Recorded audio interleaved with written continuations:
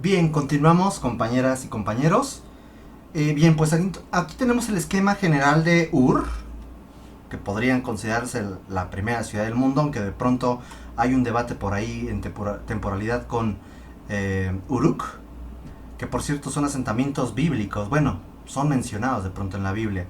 Bueno, ¿cómo es actualmente la vista satelital de este asentamiento? Ya es un sitio arqueológico. Podemos ver que ahí se ve esta forma como de corazón de pollo. Aquí está. Aquí se ve todavía el espacio que era del el puerto. Y bueno, pues aquí se ve parte de lo que era la zona, el sede del poder religioso y político. Aquí se ven vestigios, los vestigios mejor conservados de la zona habitacional, que es esta, donde se puede entender que las casas estaban amontonadas, como en Catalhuyuk, que es esa arquitectura doméstica que evidentemente fue la que menos registro nos dejó, ¿vale? Ya no hay agua, ya las condiciones han cambiado mucho, ¿vale? Y pues está, pues, desértico. Luego tenemos el caso de Uruk, perdón, del 3500 al año 3200 a.C., en donde es un asentamiento que, en la parte superior de un montículo, se urbanizó, se generó esta infraestructura, se generó esta sede política, esta sede religiosa, y todo el pueblo se va a encontrar en torno a este núcleo, ¿vale? Vamos a encontrar que hay un anillo agrícola, talleres, casas, una muralla que va a defender el sede político y religioso de esta ciudad de Uruk, y podemos ver que hay un proceso de configuración radial. Todo se va a ubicar en torno a estos vestigios que se alcanzan a distinguir hoy en día, y vemos una imagen aérea, vemos pues los arranques de muros y evidentemente una serie de estructuras que dejan constancia de que eran desarrollos arquitectónicos, ¿vale? Podemos encontrar en una imagen satelital pues lo que queda, un vestigio del Sigurat. Aquí son vestigios, aquí se ve con mayor claridad. Hay ciertos arranques de muros, se alcanza a ver cierta organización, se ve cierta regularidad en la ubicación y en el emplazamiento de sus edificios, y bueno, eso va a ser parte de lo que se ubica hoy en día como el sitio arqueológico de Uruk. Aquí tenemos, por cierto, uno de los primeros planos, si le queremos llamar así. Es una tablilla de barro con una marca de una vivienda y una escritura cuneiforme. Sí, Sumeria fue los primeros en inventar, mejor dicho, la escritura, que era una escritura cuneiforme, y tenemos como hay lo que pareciera ser unos muros, unas puertas, y con texto cuneiforme se está indicando qué era, ¿vale? Es una tablilla de barro que corresponde a Uruk, del 3500 al 2800 a.C. Se puede decir que es el plano más antiguo. Tenemos este otro, que pudiéramos entenderlo como un mapa, porque es una tablilla de barro con marcas correspondiente a un mapa. Aquí estoy repitiendo dos veces correspondiente, disculparán. Correspondiente a Babilonia, Asiria, Urartu, que es Armenia, y Javán, que es Yemen, en el siglo VI antes de Cristo. Sé que lo ven y van a decir, pues esto parece como el plano de mi barrio, pero bueno, discúlpenlos, también el desarrollo cartográfico no estaba en ese entonces. Entonces, en este esquema con muy mala escala geográfica, se está representando el cómo unir estos asentamientos en la zona del Medio Oriente, y ese tiene un gran valor, este elemento. Ahora, resulta que hay algo que se llama el megalitismo. Aquí podemos ver en este mapa como el creciente fértil, que lo ubicamos aquí en color amarillito, va a ir a lo largo del tiempo extendiéndose. La mancha verde fue una extensión del neolítico que inició en esa mancha amarilla, y ya para el año 3500 a.C., todo lo que está en color rojo tenía una influencia neolítica. ¿Ok? Y ya para el año 2000 a.C., todo lo que está en color naranja terminó influenciándose, esta parte no esta, parece naranja, pero es como amarillito. Esta parte naranja, que es el norte de África y parte de Arabia, terminará extendiéndose también en el Neolítico. Ok, me queda claro. Aquí la pregunta es, ¿y qué pasaba en donde no había Neolítico? O sea, esto que voy a ashurar. Esta parte de hoy en día España, esta parte hoy en día de Francia, esta parte norte de lo que es Bélgica, Alemania, Dinamarca, esto que es Inglaterra. ¿Qué había ahí? Bueno, pues esa región, si vemos este mapa, podemos ver cómo coincide prácticamente la zona neolítica de la zona no neolítica con estas manchas amarillas. En esta franja o en esta región amarilla vamos a encontrar un gran desarrollo de una arquitectura megalítica, o sea, son piedras, litos es piedra, mega, enormes piedras. Esto entre el año 3400 al 1400 a.C. se va a desarrollar este tipo de arquitectura megalítica. Ojo, la arquitectura megalítica no es exclusiva de esta región. Hay arquitectura megalítica en diferentes regiones del mundo, incluyendo Mesoamérica. Pero es importante señalar esta región porque muchas veces dentro de nuestro imaginario colectivo pensamos que Stonehenge fue antes que todo, y no es cierto. Los procesos de Stonehenge o esta arquitectura megalítica va al paralelo y de hecho es tardío al desarrollo de las grandes pirámides de Egipto, por ejemplo. Y no se diga de la arquitectura milenaria sumeria. ¿Ok?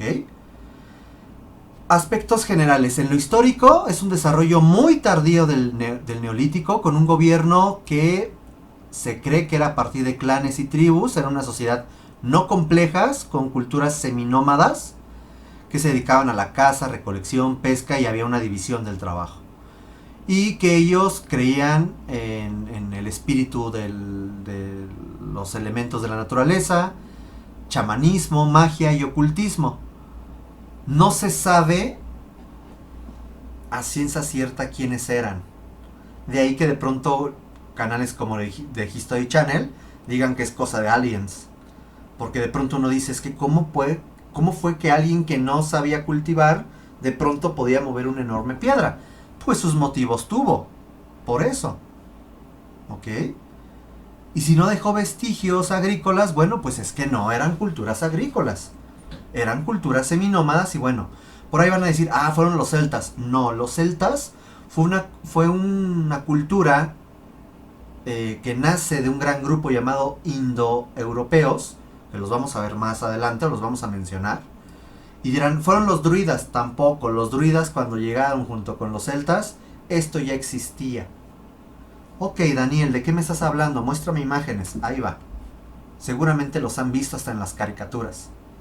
Resulta que este acomodo de piedras, que tienen diferentes nombres, porque al norte de Europa dijeron, no tenemos zigurats, no tenemos pirámides, pero ¿cómo tenemos piedras?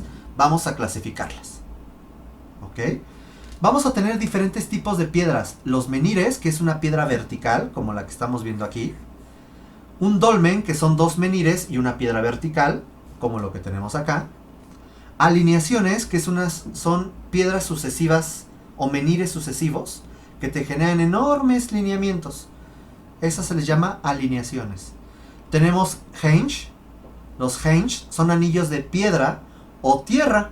Ahorita les mostraré uno. Los cromlech son acomodos concéntricos de menires y dolmen. Son acomodos de estos trilitos, o sea, tres piedras, un dolmen y un monolito que es un menhir. Ahorita vemos un ejemplo. Vamos a tener las llamadas tumbas, corredor y galería, como estas que estamos viendo en planta. O túmulos. Los túmulos son unos montículos de tierra. Vamos a tener variantes como por ejemplo los talayots, las taulas y las navetas en la isla de Mallorca, o los templos de la isla de Malta.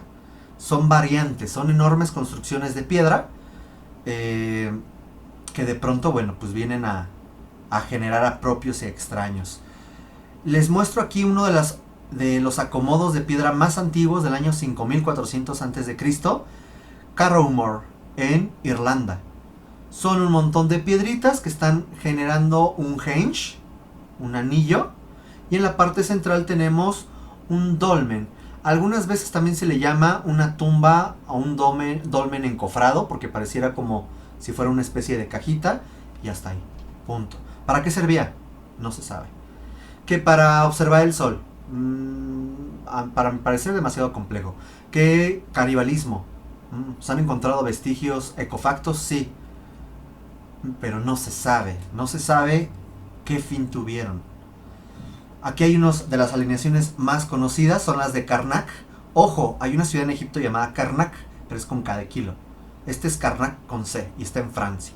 Y sí, de pronto las alineaciones se meten a tu jardín. Tenemos en Avebury, en Inglaterra, este anillo se llama henge. Y tenemos en este henge una serie de menires y alineaciones que están por ahí dispersos, punto. La ciudad o este asentamiento ya se tragó parte del henge. Aquí hay uno de los asentamientos también antiguos, que es Shackbrae, en Escocia, que es un asentamiento a parecer habitacional, en el cual en la parte superior había paja, madera, para generar la cubierta. Y esto que ya pareciera como de los picapiedras, bueno, ya está muy restaurado, pero podemos ver cómo hacían un hoyo en la tierra y lo delimitaban con piedra, lajas de piedra, para generar un entorno habitable. ¿Ok? Podemos ver esta reconstrucción de la necrópolis de los Millares en España, donde generan un montículo. Esto que están viendo aquí es un montículo. Hay una galería en donde llegas a una parte central, en donde se levanta una bóveda de piedra, y encima de esto pones tierra. Por lo tanto, pareciera un cerro, un montículo, etc. Este es un henge, el anillo, más un túmulo. Y ese túmulo por dentro tiene este tipo de elementos pétreos que generan una especie de bóveda y una galería. ¿Qué fin tenía? Se cree que era mortuorio, se cree que era algún tipo de ritual. No nos ponemos de acuerdo en qué cosa era esto. Vamos a tener aquí grandes áreas verdes que van a rodear este conjunto, que es, insisto, un montículo y un henge. Esto es Maze Hall en Escocia. Ya vieron la parte muy norte de Gran Bretaña. Y este es el edificio más fotografiado, que hasta fondo de pantalla de Windows no sé qué fue, que es Stonehenge. Henge, el anillo, stone, piedra. Específicamente al acomodo de estas piedritas tan fotografiadas se le llama un cromlech.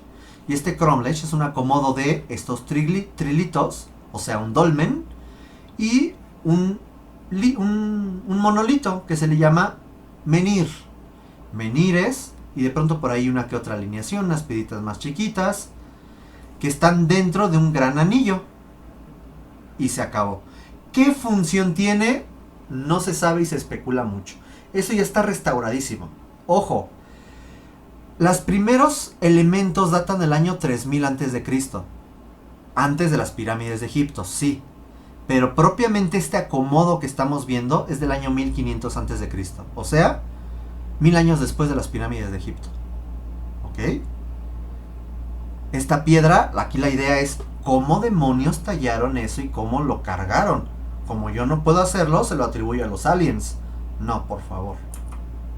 Aquí hay algunas hipótesis. Hay muchas hipótesis. ¿Cómo se hizo? ¿Quién sabe? Desde que tú podías utilizar elementos de madera como rodillos para cargar, arrastrar una piedra, y luego a partir de ciertos elementos de madera generar rampas para colocarlos, suena muy complicado, pero esa es una de las posibilidades.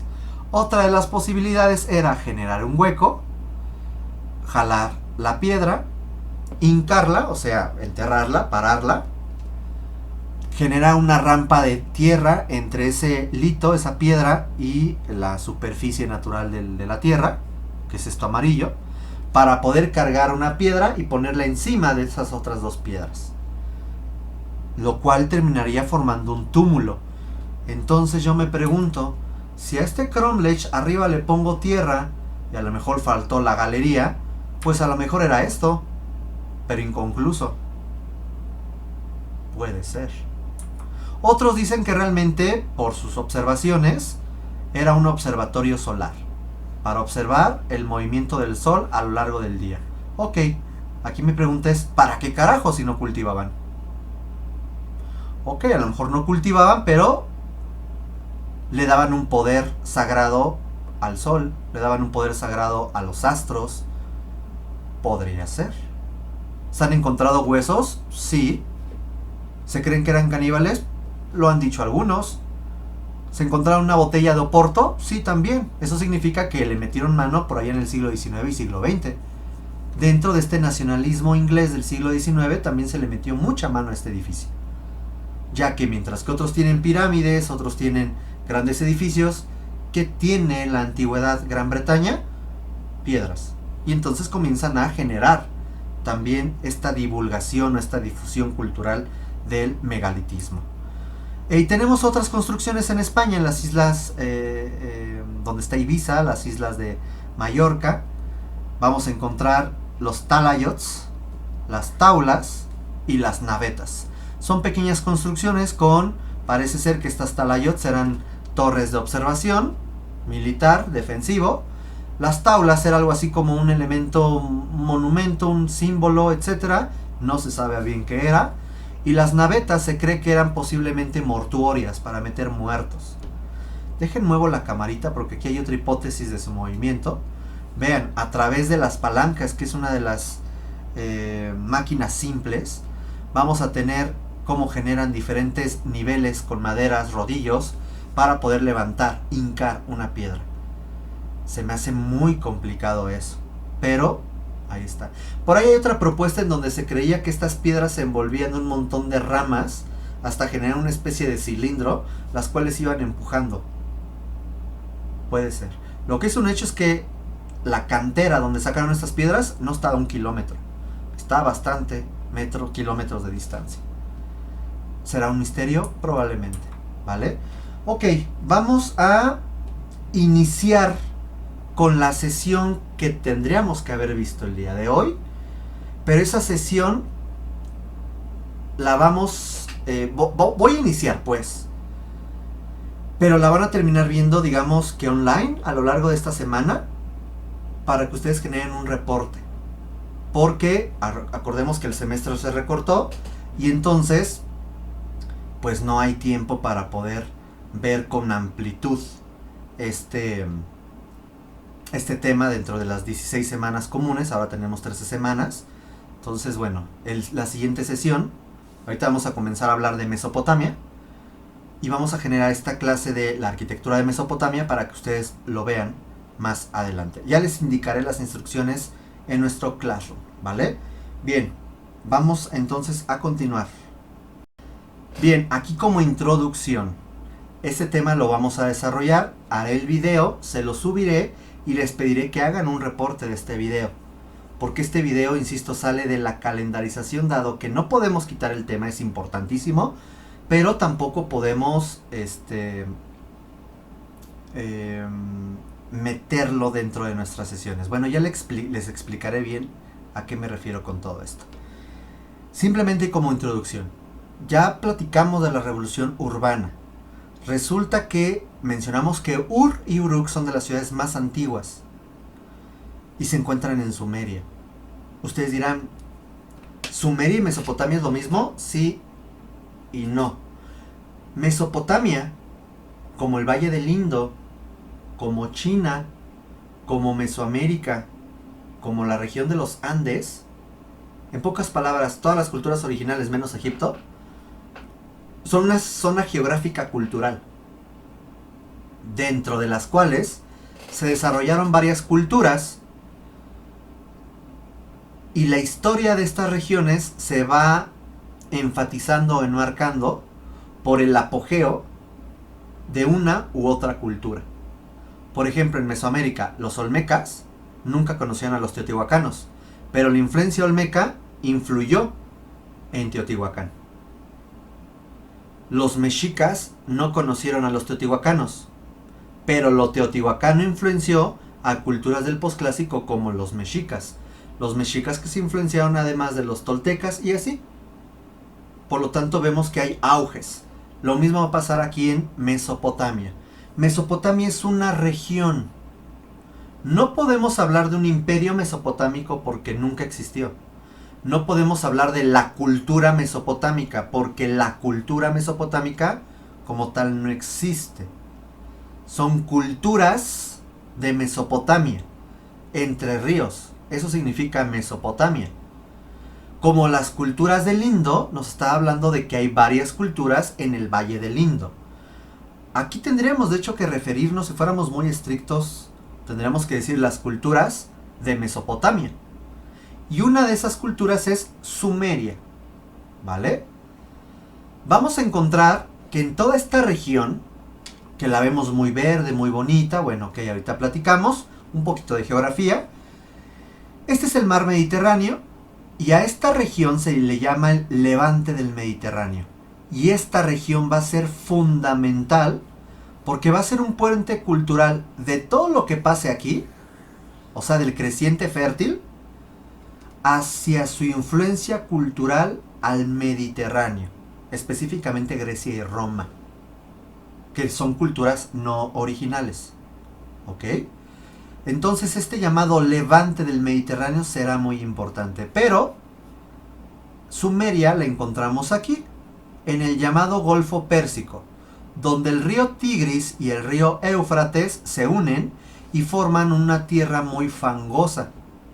Ahí va a surgir la primera gran cultura compleja de la humanidad. Punto. No los olmecas, no Egipto, no China, no la cultura de Chavín, no Caral, no. Sumeria. ¿En dónde? En la región cultural de Mesopotamia. ¿Hay otras culturas? Sí. Y ahorita se las menciono. ¿Vale? Entonces, si nosotros... Vamos a ver el mapa, perdón, la vista satelital.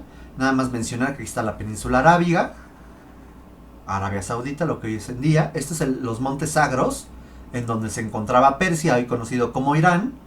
La parte norte, que es el altiplano armenio y el Cáucaso, donde se encuentra Georgia y Armenia.